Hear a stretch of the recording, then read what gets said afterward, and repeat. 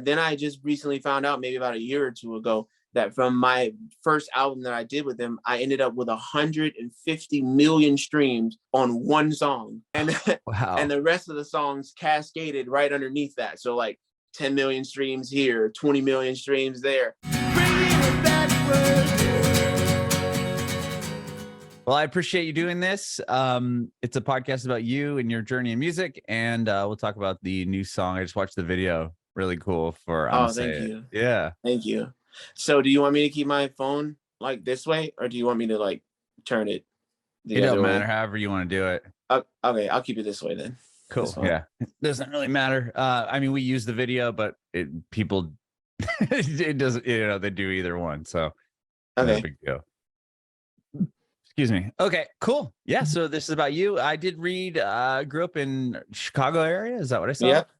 Okay, yep. Born and raised there? Yep.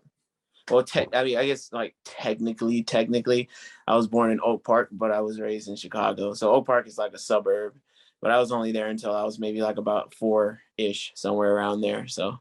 Okay, so born Oak Park. I don't know the area very well. So suburb, and then you move into the city at 4? Yeah. Yeah. Okay. Around 4 or 5. Yeah. What was it like growing up in Chicago?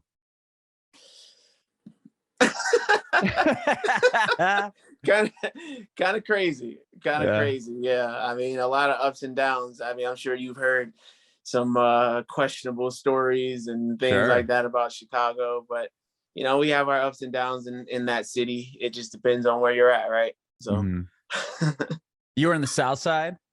Yeah, I was on it. And are we starting to interview right now, or are we just chatting? We're just rolling. Yeah. Okay, cool. Okay. Yeah, I was raised on the South Side of Chicago. I was raised in Inglewood, which is like not a very good neighborhood at all. Very similar to Inglewood, California. In LA, okay. Yeah, exactly. Like kind of sketchy, but at the same time, great people, great environment for the most part, as far as like, there's always a silver lining, right? Mm-hmm. So, I lived a very, very sheltered life as a child. I was homeschooled until I went into high school. So that was a very interesting experience. Oh yeah, that must have been a very big jump then, huh? You're going to high school in the city? Yeah, wow. Because for me, it was my upbringing was hardcore Bible thumping, Christian belief system, always going to church, whether it be initially as a kid, it was a predominantly white church, Lutheran. Mm-hmm. And then from there, we were floating in and out of the more gospel-ish, types of churches, predominantly Black churches. So, but yeah, it was just super sheltered as a kid. So to go from that to diving into what is Black culture. Yeah, and a high school setting too, right? I mean, it's not like you get no buffer. It's like you're going from that into now you're in high school where it's just a totally different ball game. And I'm discovering everything from different types of music, because I was listening to straight up either Christian music or some of the oldies and stuff like that from Boys to Men, Temptations, all the people from Motown, all that stuff. My mom was cool about listening to that type of stuff, but anything 90s hip hop and above, yeah. Oh no, Dice. No one was listening. There was no way I was listening to that. I didn't even know that existed. So wow. Yeah, that's crazy to think. Just going into this whole new world. Yeah. Wow. Okay, sorry. Go ahead. Oh no, it's cool. No, I didn't have cable growing up. I didn't have any of that stuff. So it was just completely sheltered. I didn't know about any of that stuff. So then to just dive into that as a preteen, especially even for me, most people, they go to high school, they're around 14-ish. I was 13. So wow. So you're even young. You're young going into high school, and not only that, you've never been to public school before. Yeah, and I had older brothers who were in high school, and that's one of the reasons why my mom wanted me to go right away, because she was like, I want you to be right behind your brothers. I don't want you to have to wait another year or whatever before you go. So that transition was crazy. You know, diving into like the culture shock of things, and just like, for me, like, and like, no offense to anybody, but like, I knew I can sympathize with how people feel when they initially are hearing slang for the first time, and it's like, what the what I don't understand any of this. So yeah, just a big culture shock. Yeah. Sure. Wow. Okay. Well, I want to touch on a couple things you said there. Well, one was your siblings. How many siblings do you have? And older, younger? Where do you fall? So I have one little sister, and then I have. You know, it's a lot when you gotta think about it. Like, yeah. I have 5 older brothers. Wow. Okay. And how, like, the age gap from the oldest to you is how many years? So my oldest brother is like, I think he's like almost 50. So like that maybe is like quite a big gap. Like 20 years. Yeah, somewhere around there. And then like for my other 2 brothers who are closer in age to me, I'm 2 years apart from. The other one I'm about 3 years or 3.5 years apart from. Okay, so you had a couple brothers in high school when you ended up going in as a freshman. I had okay, 2. Yeah. Okay, sorry. Yeah. So I'm curious, what was the decision? I mean, to wait till high school to go in, like in high school, why did your mom go, okay, you can go to public school now? I think it was probably a combination of different things. One being like, she really wanted us to go to college, right? Mm-hmm. And especially like back then when homeschooling wasn't really that big of a thing. It was like, what does that even mean? Right, you know? Right. Sure. So it's just like, so you just like sit at home. right. Like, do you even know how to read? Like, what? Right. But anyway, like, so it was like, for her, she was like, okay, well, I want them to go to university, all the rest of that stuff, which I did eventually end up doing, got my bachelor's in architecture and all that. But like, oh, cool. But like, she wanted us to have that experience of being in high school, as well as like having those transcripts to be able to transition into college and all that stuff. And then like, one of my brothers was just completely fed up with being homeschooled, so he was like hardcore protesting, and he was able to kind of crack her and he broke her down and let everybody else go through. And allow him to go to school. But like, we didn't go to a good school by any stretch of the imagination. I mean, we went to one of the worst public schools in the Chicago public school system, going to high school. So it's not like it was, I mean, we really just went from one extreme to another, basically. So we went from like super sheltered, like I know that I spent most of my time as a child in museums. That's where I got a lot of my education from, which is going to different museums and stuff like that. So like, my way of thinking is just like way different from most people. And I thank my mom for that, because I'm not as structured, so to speak. Sure. You know, like I'm a very free, very fluid type of thinker. And I think it's because of the way that I was raised. So there's some pros and cons to it. Yeah, for sure. Wow. Okay. Well, to back up a bit here, you got into music at how old? Well, I've been singing since I was a kid. So like, I can remember singing around 3-4 years old, and coming from a very musical family, from my grandmother traveling all around the country during like the era of like, during the era of like the Green Book, right? Like where like Black people had to really watch where they went around this country for fear of God knows what would happen to them, right? So, and you know, she was born in 1919, so it's like she was traveling the country in the 40s, 50s. Like, you know, could you even imagine that? No, like, I'm thinking when I read that, I'm like, oh wow, like just to tour the country, and you don't know what's gonna happen. I mean, you easily could end up in the wrong spot, right? Yeah, I mean, like probably towns. I was gonna say you probably have more of a chance of that than not running into one. You know, like real talk. You're probably like on a 75, 25 on that scale. Yeah, seriously. Whoa. Yeah, okay. So I just deeply rooted in music, you know, with my cousin being an opera singer, my little sister, she was on Broadway, and then And then like for my other siblings and I, we used to be a part of a group. So we were doing a lot in that aspect as well through high school. So, you know, after a certain amount of time, my brothers decided they didn't really want to pursue it as heavily as I did. So they kind of took the back burner, but I just kept pushing forward.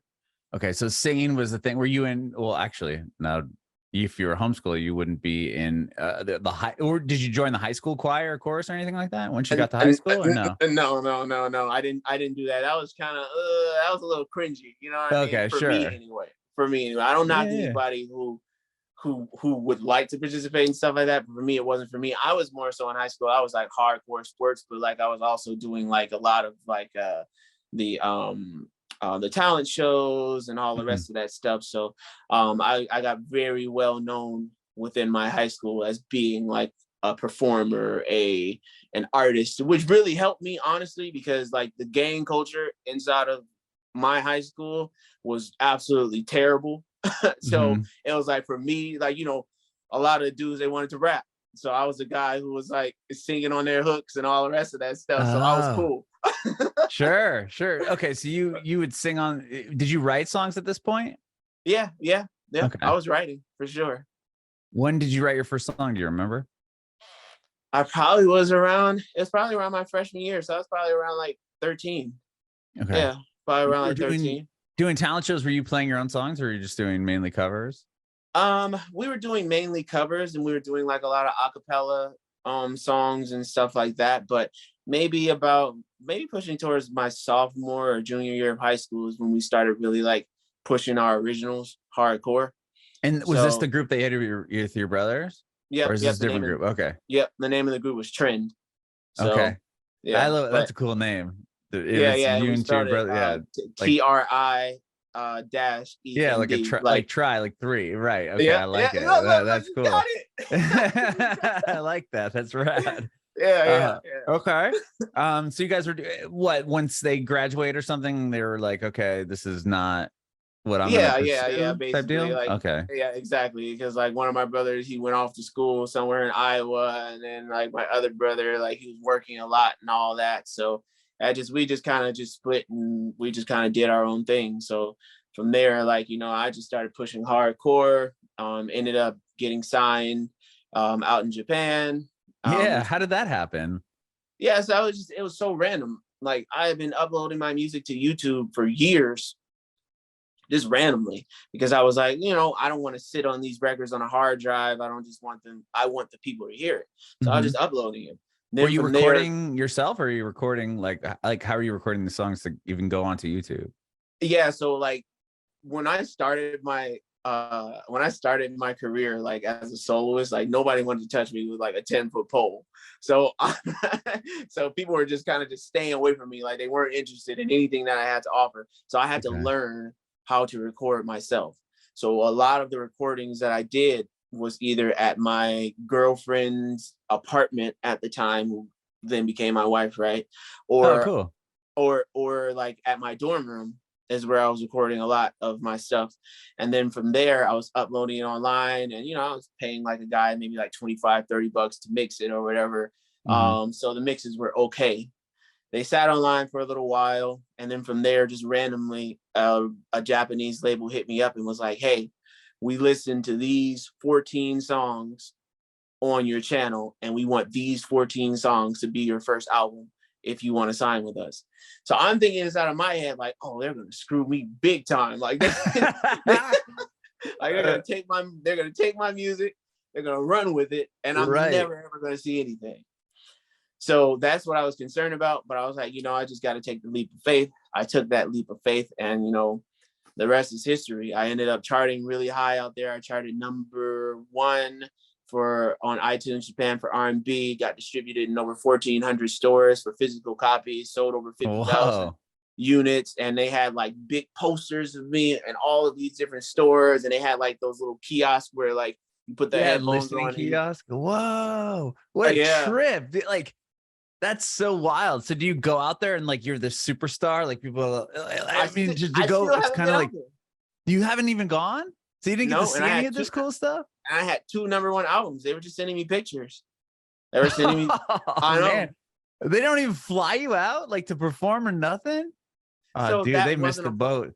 They wasn't a part of my contract. Oh, but still, they could have made money off of you. Like, not only were they probably selling, but they're like, oh, and we'll fly you over. We'll put you in all these shows, and then we're gonna take a fat cut of it. You know what I mean? Like, poor business model in there on that one. Yeah, I agree. And then the crazy part was it was only supposed to be distributed on the island of Japan, and then what happened is they didn't do it, but it ended up bleeding over to China.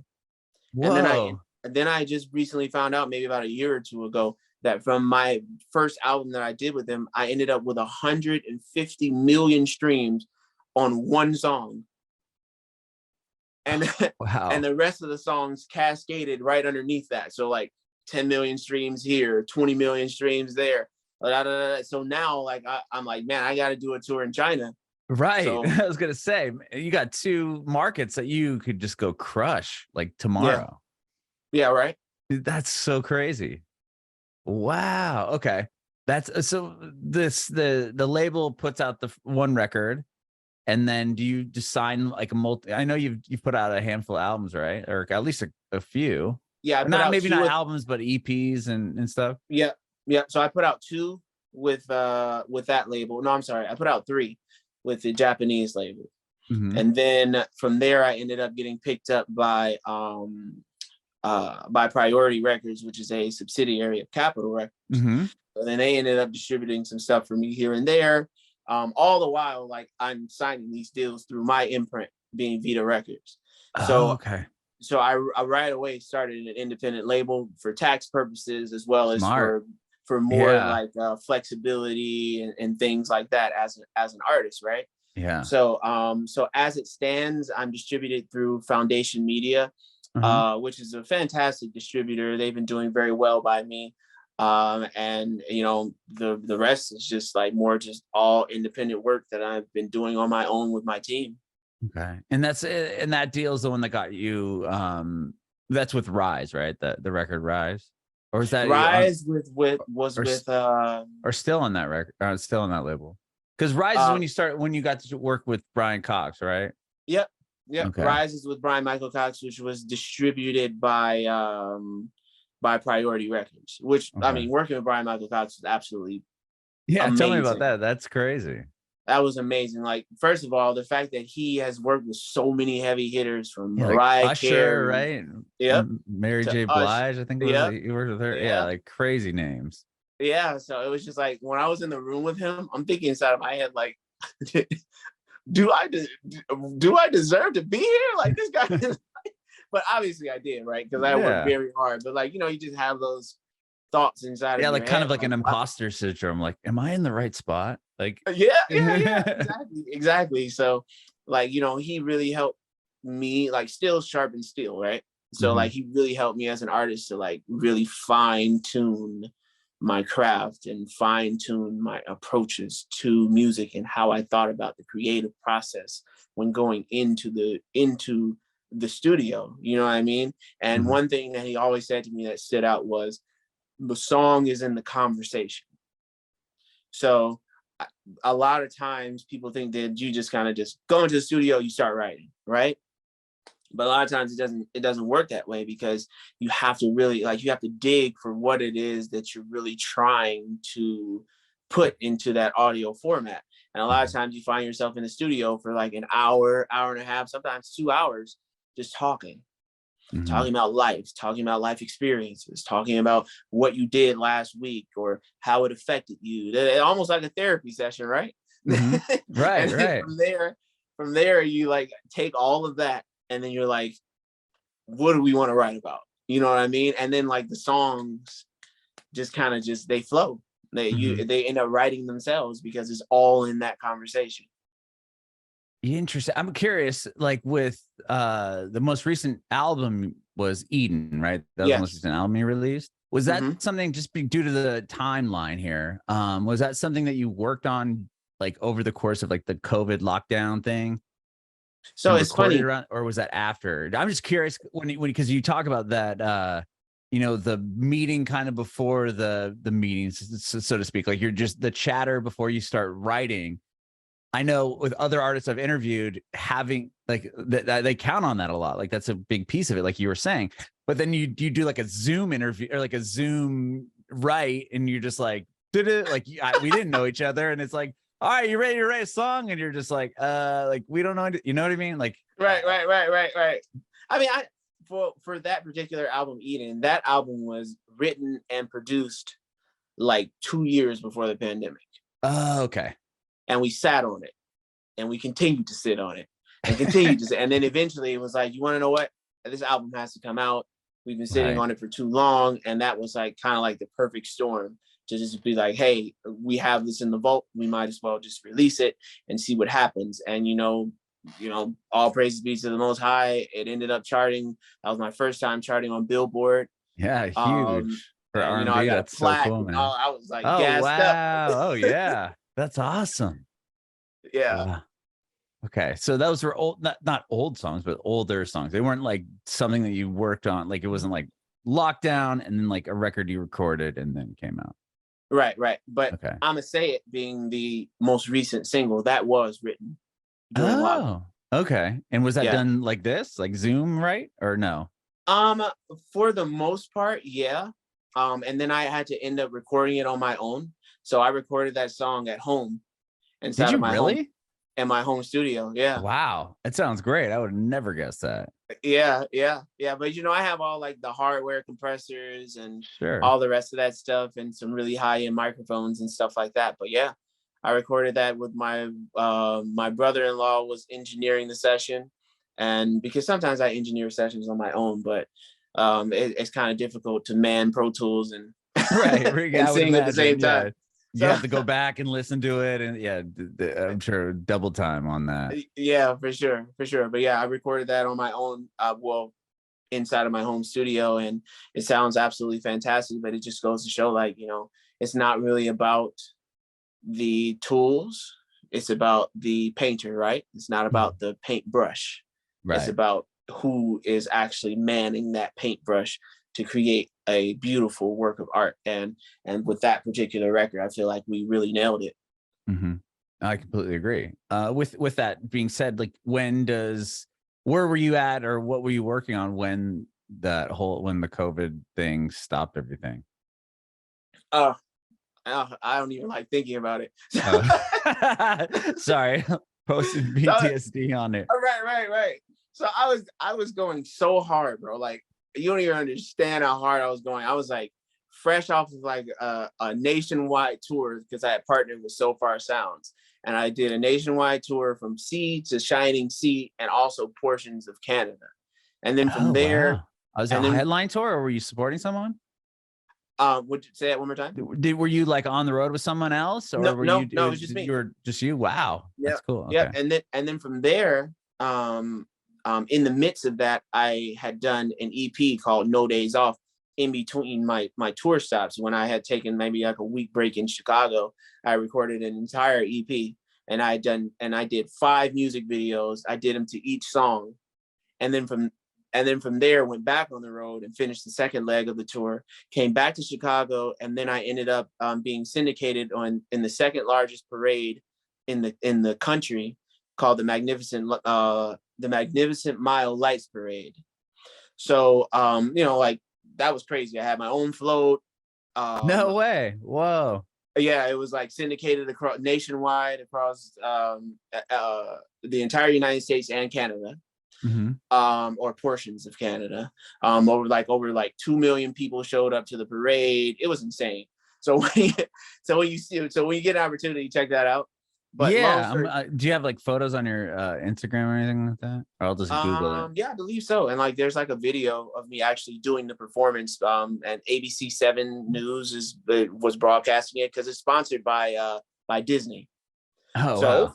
So yeah, it was cool. So after all of that and getting ready to go like into the second leg of like basically nonstop promotions and videos and music and da-da-da, right after the last thing that I did, I was at the Grammys, and during the midst of the Grammys on our way back, COVID hits, shut down. I'm like, are you kidding me?